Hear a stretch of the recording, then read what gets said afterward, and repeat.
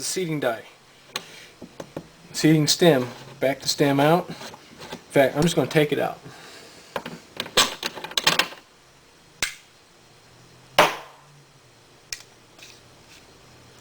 You just want to pop out. There's your seating plug. The reason why it's kind of nasty on here is because I've been using cast bullets, and the lubricant on there makes it kind of nasty. There's my 45 one. Get rid of it. Alright, here's the 357 die. Alright, we're just going to use a taper crimp on it. Alright, this is the case with the flare on it. Separate it so we know what we're dealing with. Run the case up.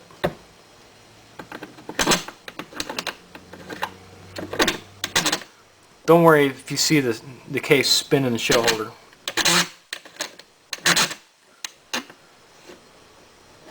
Okay, see how it stopped? It's about perfect. Run the locking collar down and back it out about a quarter turn. That way it does, if you seat the bullet, it's not going to inadvertently put a crimp on there that you don't want. You don't want to shave your bullets. If you shave you can shave a jacketed bullet too, which is not good.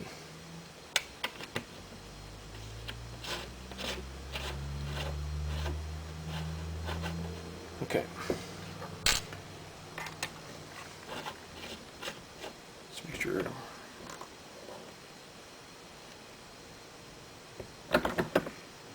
As you can see, we're not quite there yet. So I'm going to keep going down. See the flare's still on there. Barely. It took a little bit of it out, not much. I'm going to keep going to seat. Notice I'm not turning the seating stem very much. Quarter turn.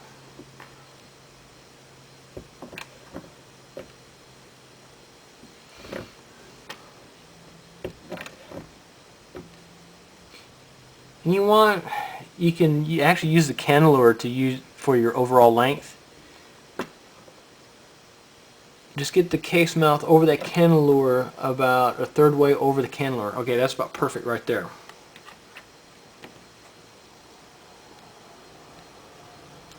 That's about right. So now, I back that out, 2 full turns, run it down. Now you notice I was just running the body of the die itself. I wasn't running this down. I was running the die itself. See? You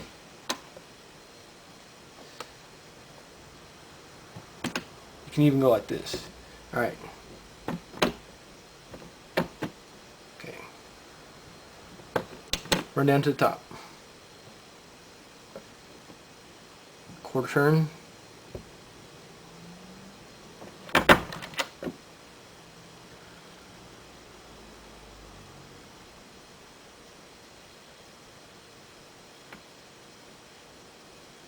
Just maybe just a tiniest bit more. Alright, that's about perfect. I'm looking at it, it looks great. I can't feel any of the bell in there. And if you got crud on it, just take a shop rag and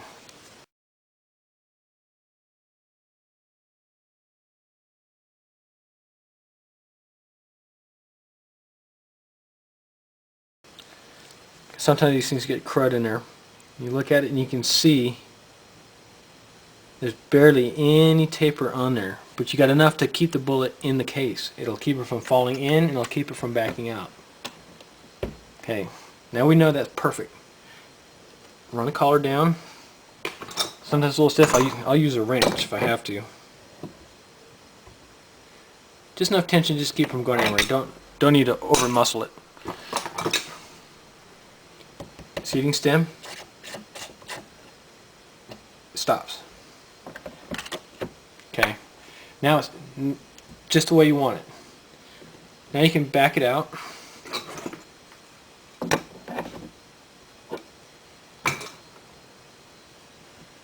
Now watch what happens when I back this out. Make sure you grab it from the body and not from the stem, because that'll just mess it up.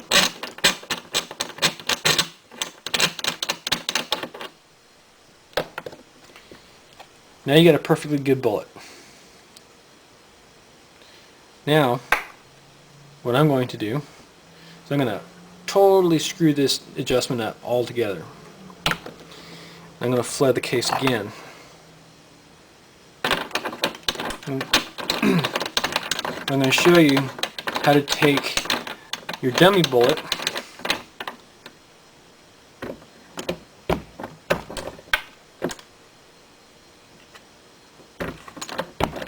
just make sure that index and collar is done right. Let's see. Perfect. You can barely see it, and you can barely feel it. You'll get like a black ring around here, and that's usually from the chamber. These were fired out of my Grizzly, so these cases probably stretched a little bit. Alright, we're done with this, right? And to prove it, I buy this up in bulk. I buy them 1,000 at a time, so it's a little cheaper. See how that is? It just sticks right in there. It's perfect. You notice it doesn't stick in there deep. Just enough to where it puts tension on it.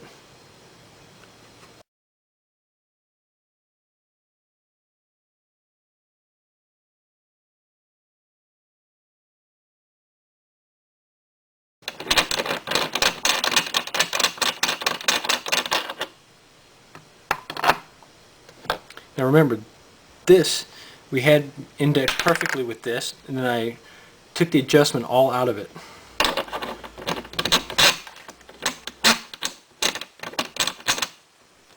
Back the stem off, have your die like this. You shouldn't feel anything touching that bullet whatsoever. It should go free up and free down.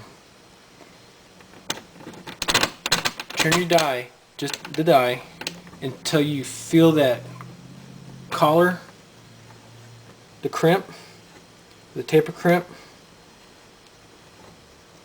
touch. Just hand tight. Index it.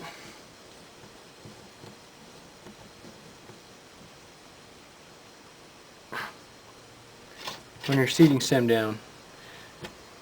Now this was from the dummy you made.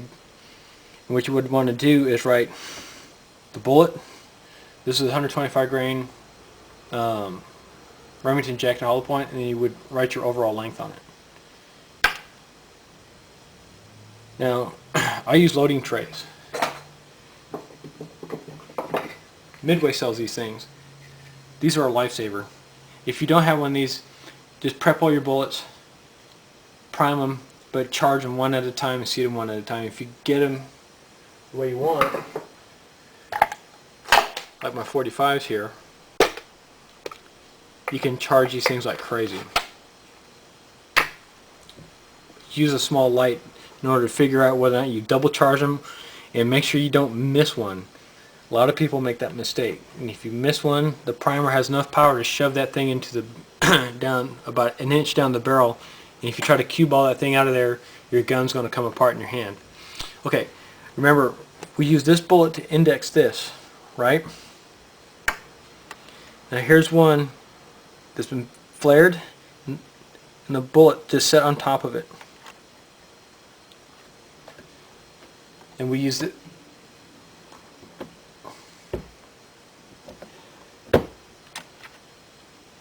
Perfect. Each and every time. And of course, you can always adjust the taper on it a little tighter. Just back the stem out, because your overall length is fine. If you want just a little more taper, just barely turn it, because it doesn't take much. Just the weight of the ram is enough to set that crimp a little bit tighter. It's perfect. You can have 50 of these in no time flat.